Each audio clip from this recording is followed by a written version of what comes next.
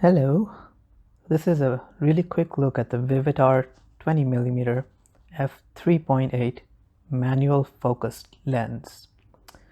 So I got interested in this lens when I saw Matthew Stern's video from 2016 and then went on to spend about $100 to get a copy. The price for this lens tends to vary a little bit, but I think it's a pretty good deal if you can get it for about $100 or less. So this lens was sold by Vivitar, but as Vivitar was more of a seller of lenses and not just a manufacturer, this was actually made by Kino Precision. And the internet's take on this lens as a whole is kind of mixed, and I aim to make this confusion slightly worse. There are a few links in the description below if you'd like to know a bit more. So first off, the build quality of this lens is lovely. It has a huge front element with a filter size of 82 millimeters, and it's made of mostly metal. The aperture and focus rings aren't as satisfying as, say, a Takumar or top-of-the-line Nikon AI lens, but they still feel pretty good. I'm not sure if this lens had a filter hood or not, but it could really use one, as that front element size means it catches flare very easily. The focus throw is about 3/4 of a circle, so it's pretty precise, especially at close focus distance. Most importantly, this lens looks really cool, and that's very important. It's pretty small as well, but pretty heavy for its size.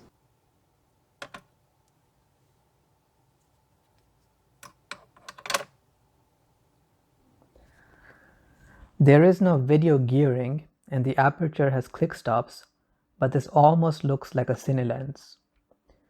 Taking a step back, when it comes to these very wide-angle lenses, people usually advise a few simple tips. Number 1, no distractions in your frame. Number 2, have a subject, so no boring photo with lots of empty space. And number 3, get very close to your subject if possible to emphasize the subject. Now, I'm not very good at taking photos, and even less good at wide ones, but this lens really lets you excel by letting you get close.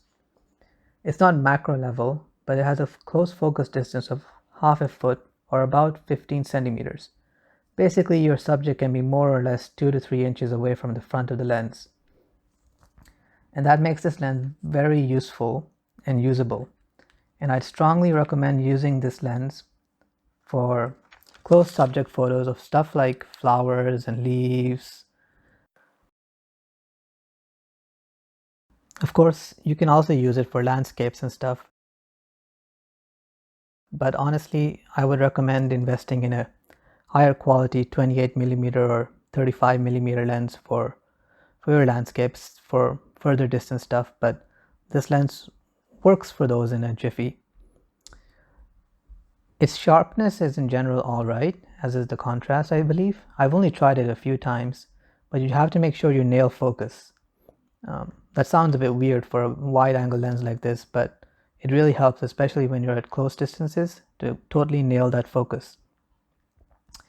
The images have a pretty nice, not hyper modern, but not vintage either look to them, to my eyes.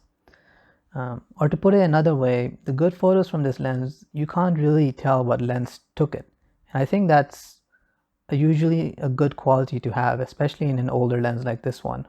The bokeh of this lens is alright, and at certain subject to background distances, it can become messy.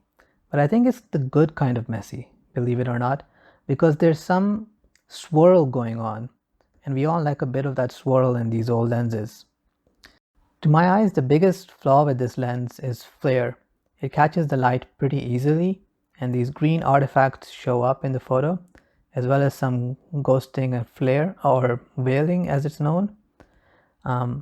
So if you're into that, you can work with it, or otherwise I'd advise keeping the sun as behind you as possible. This is a fun lens to use.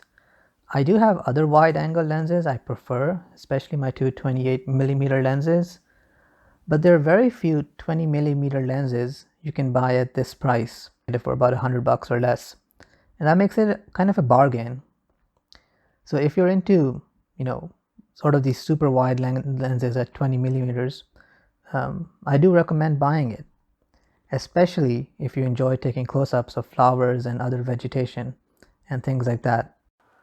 So yeah, that's been my impression of the Vivitar 20mm f3.8.